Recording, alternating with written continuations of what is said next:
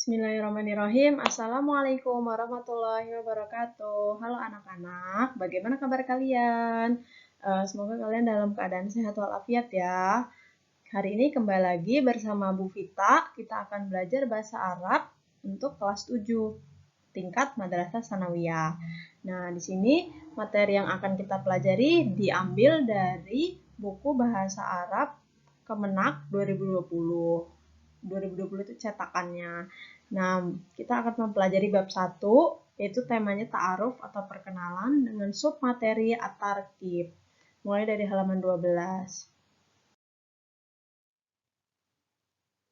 Nah, bukunya seperti ini ya. Bukunya bisa kalian unduh, download di link yang sudah Ibu bagikan. Nah, di sini bab 1 materinya ta'aruf. Buku ini boleh kalian cetak atau fotokopi. Nah, hari ini kita akan belajar materi pertamanya yaitu tentang tarkib. Tarkib itu adalah susunan kalimat dalam bahasa Arab. Nah, jadi kita akan mempelajari isim domir munfasil atau kata ganti. Nah, kalau di dalam bahasa Indonesia ada ya kata ganti orang pertama, kata ganti orang kedua, dan kata ganti orang ketiga. Nah, contohnya saya, kamu, dia.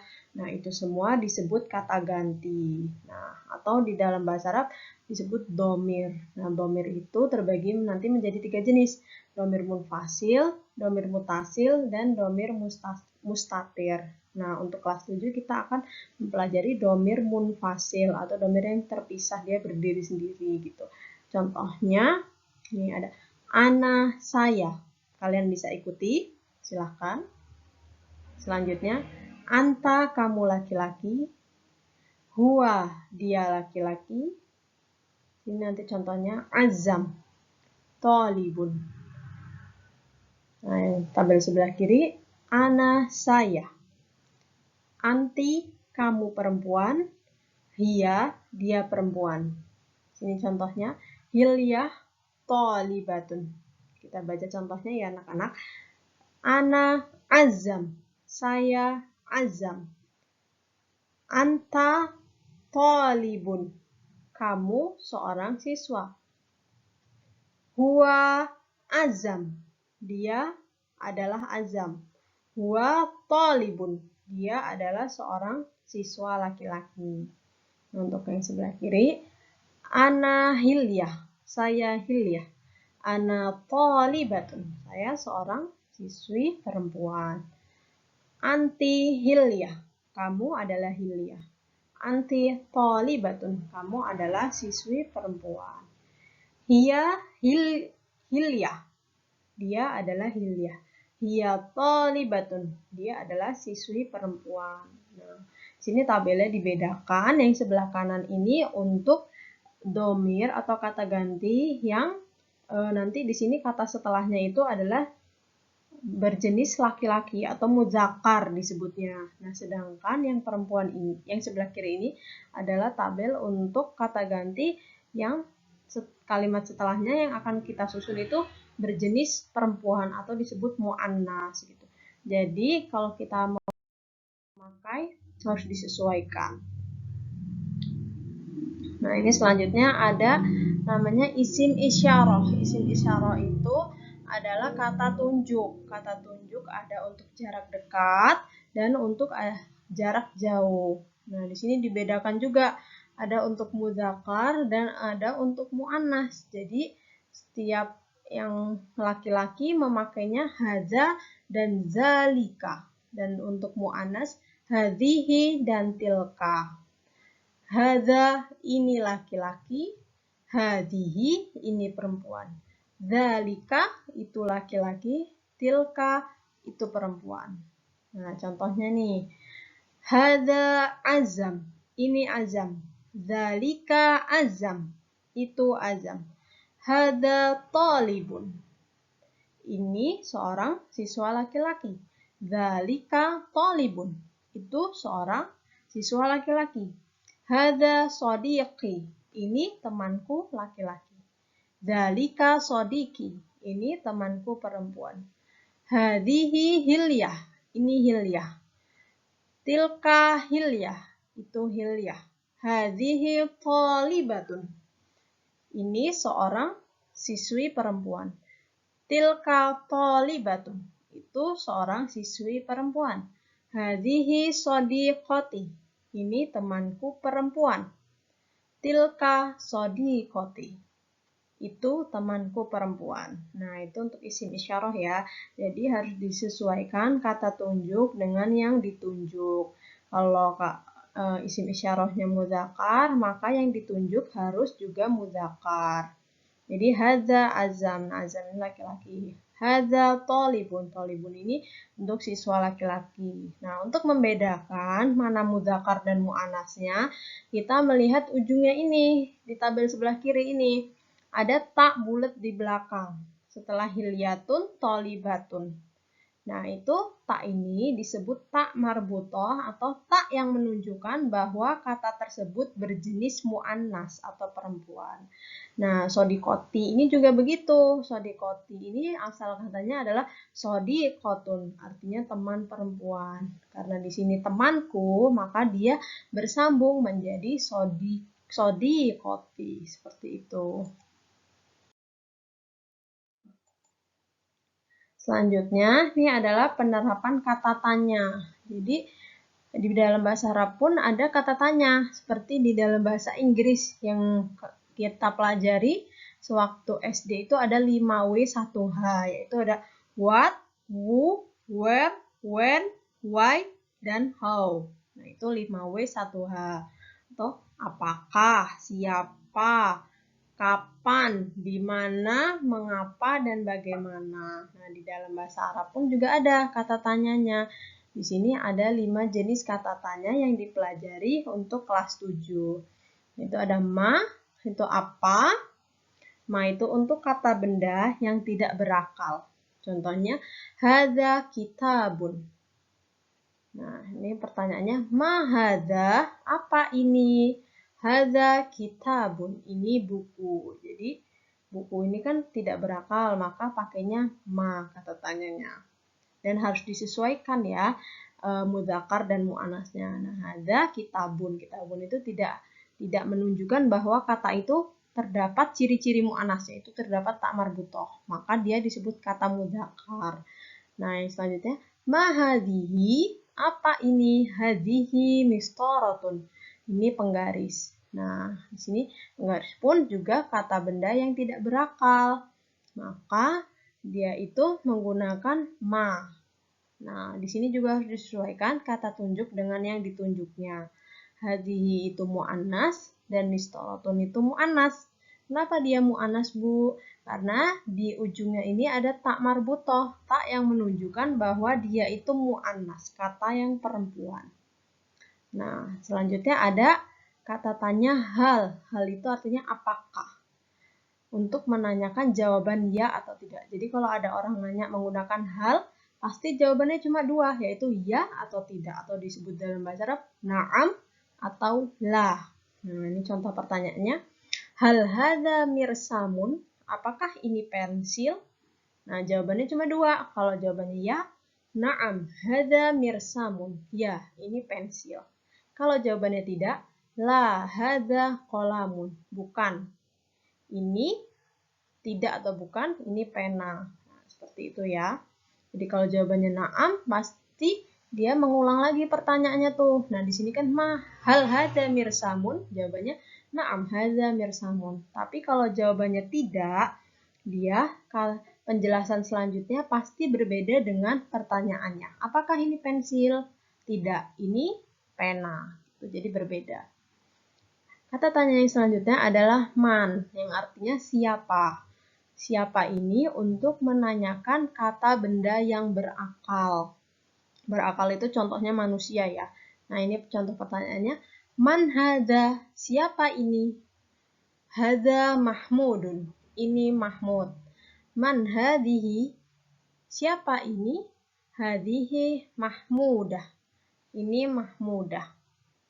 Itu ya, man itu untuk menanyakan siapa yang berakal.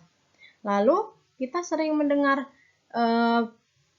pertanyaan dalam bahasa Arab, misalnya menanyakan Siapa namamu? Kan bahasa Arabnya masmuka. Itu kenapa tidak menggunakan man? Nah, di sini penjelasannya adalah man itu untuk kata benda yang berakal. Nah, yang ditanyakan kan ismu. Ismu itu nama. Nama itu kan tidak berakal. Jadi dia menggunakan ma. Masmuka gitu. Itu konteksnya berbeda ya dengan di bahasa Indonesia. Kalau di bahasa Indonesia kita harus menggunakan siapa namamu, bukan apa namamu. Nah, untuk bahasa Arab, itulah penjelasannya kenapa masmuka menggunakan ma. Karena ismun itu kata yang tidak berakal. Nah, kata yang tidak berakal menggunakan ma. Selanjutnya, kata tanyanya adalah kaifa. Kaifa itu artinya bagaimana untuk menanyakan keadaan. Contohnya nih, kaifa haluka? Bagaimana kabarmu? Ana bi khair, alhamdulillah. Saya baik, alhamdulillah.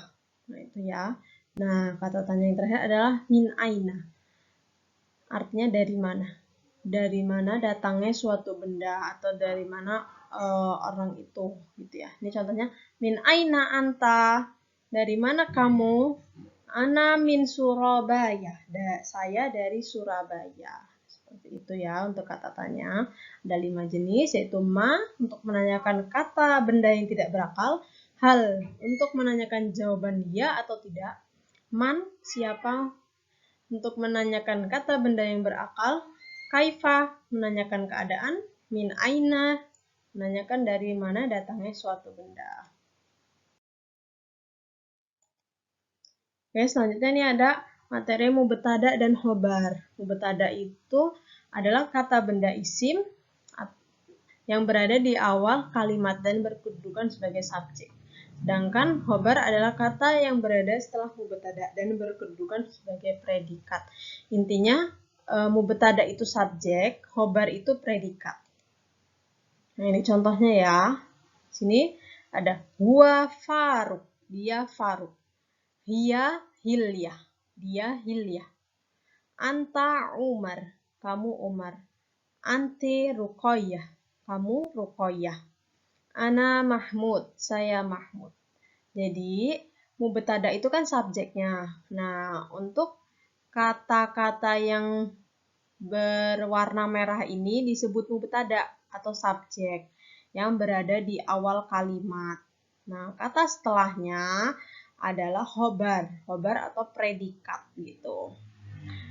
Nah, ini huwa mubtada, Faruk itu khobar. Jadi ini huwa itu subjeknya, Faruk itu predikatnya. Dan begitupun dengan nomor 2 sampai 5 ini, hiya, hilyah. Hiya ini adalah mubtada, hilyah ini adalah khobar. Di sini ada penjelasan. Kalau khobar dan mubtada harus saling menyesuaikan. Jadi harus seimbang gitu. Nah, jika mubtadanya berbentuk mudzakkar, maka khobarnya pun berbentuk mudzakkar. Ini contohnya nomor 1. Huwa itu mubtada yang berkedudukan berbentuk mudzakkar. Huwa kan dia laki-laki. Nah, khobarnya pun harus berbentuk mudzakkar. Nah, Faruk seperti itu. Nah, begitupun sebaliknya. Jika mubtada berbentuk mu'annas, maka khobar pun harus berbentuk mu'annas. Contohnya nomor 2 ini. Hiya hilyah. Dia hilyah. Hiya ini kedudukannya sebagai mubtada yang berbentuk mu'annas, perempuan. Hilyah ini khobar yang berbentuk mu'annas. Sama seperti nomor 4 juga ya. Anti ruqayyah. Nah, ini mubtadanya kamu perempuan. Khobarnya Ruqayyah. Ruqayyah itu perempuan. Nah, di sini kita ada telaah analisis contoh nih. Misalnya kita buat contoh hiya Faruk, dia Faruk. Dia Faruk. Kata hiya seharusnya adalah huwa. Kenapa begitu? Karena Faruk itu adalah seorang laki-laki, nama laki-laki. Jadi tidak bisa menggunakan kata hiya. Hiya itu digunakan untuk dia perempuan. Nah, begitupun nomor 2. Huwa hilyatun. Dia hilyah. Huwa ini tidak bisa disandingkan dengan hilyah. Karena hilyah ini adalah nama perempuan. Jadi yang benar adalah huwa Faruk. Dia Faruk. Jadi mubtadanya mubtada'nya mudzakkar dan khobarnya muannas. Sedangkan nomor 2 yang benar adalah hiya hilyah. Dia hilyah. Mubtada'nya muannas dan khobarnya muannas. Nah, coba kita latihan setelah kita mendengarkan, menyimak materinya. Di sini ada tadrib 1. Tadrib atau latihan pertama. Ikhtar as-sahih mimma bainal qausain. Pilihlah jawaban yang paling tepat di pilihan di bawah ini. Ini contohnya nomor 1. Huwa nuktah, dia titik-titik. Huwa ini artinya dia laki-laki, mubtada, dan maka jawabannya pun khobarnya harus kita pilih mubtada yang berjenis mudzakkar. Huwa dia laki-laki. Nah, di sini ada pilihan jawabannya thalibah. Thalibah itu dia siswi perempuan, maaf.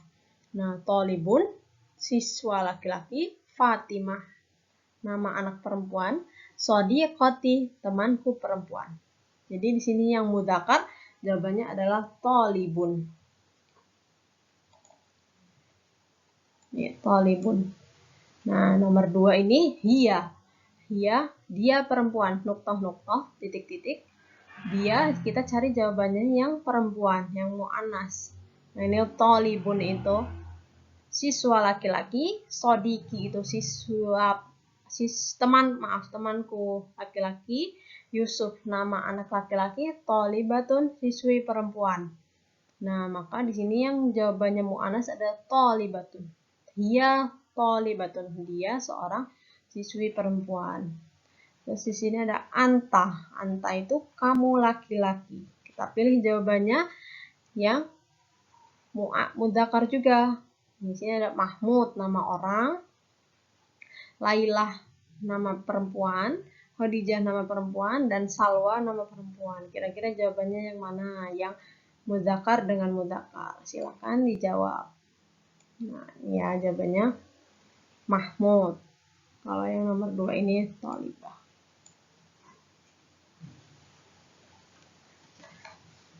Sini ada latihan lagi. Ibu berikan contoh nih. Tadrib kedua, latihan kedua. Ayin al-mubtada awil khobar minal kalimat allati takhot. Nah, di sini tentukan mubtada atau khobar dari kalimat yang telah digarisbawahi. Ini contohnya nomor 1. Anti Aisyah. Nah, ini kalimat yang digarisbawahi ini disebut mubtada atau khobar.